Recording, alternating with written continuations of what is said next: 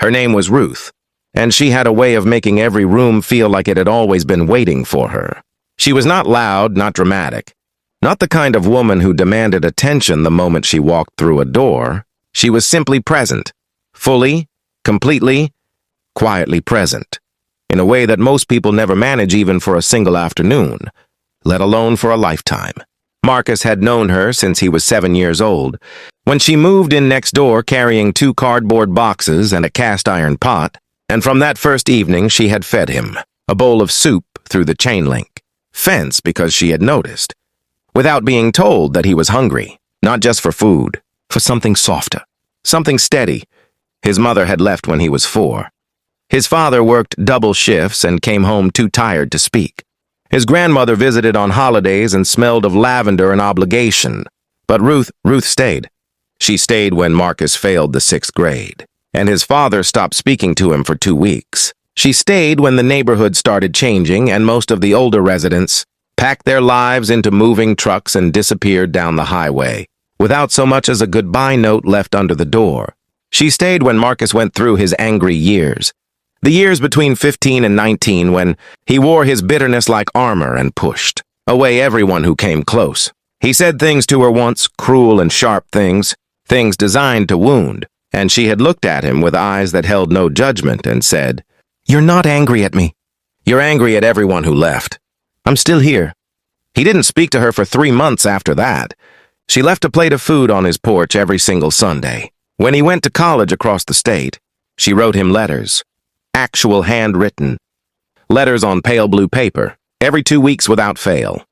Not emails, letters, with stamps she had to drive to the post office to buy because the corner store had stopped carrying them. He wrote back maybe 1 letter for every 4 of hers, and she never once mentioned the imbalance.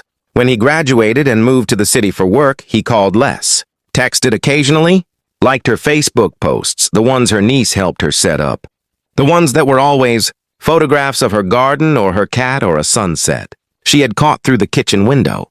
She never complained. She never said, "You never call." She just kept tending her garden and her cat and watching sunsets and sending love quietly into the world the way she always had. When Marcus got married, Ruth sat in the 3rd row and cried the good kind of tears, the kind that come from deep joy. And his wife Elena said afterward, "Who is that woman? She looks at you like you're the whole world." Marcus had to sit with that for a moment before he could answer. "She's the reason I believe anyone can," he finally said. When the twins were born, Ruth knitted 2 blankets, 1 yellow and 1 green, and mailed them before he had even sent her the announcement. He never figured out how she knew.